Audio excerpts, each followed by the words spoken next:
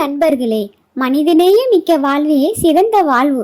அந்த வாழ்க்கைக்கு ஒரு அர்த்தம் உள்ள வாழ்க்கையாக நம் வாழ்க்கையை மாற்றிக்கொள்ள வேண்டும். நம் தொப்புள்குடி உறவான காசா மக்கள் இஸ்ரேலால் படுகொலை செய்து அவர்களது இயல்பு வாழ்க்கையை கேள்விக்குறியான வாழ்க்கையாகவே ஆகிவிட்டது. தினந்தோறும் இந்த அப்பாவி மக்களை கொன்று குவிப்பதே இஸ்ரேலின் வேலையாகிவிட்டது.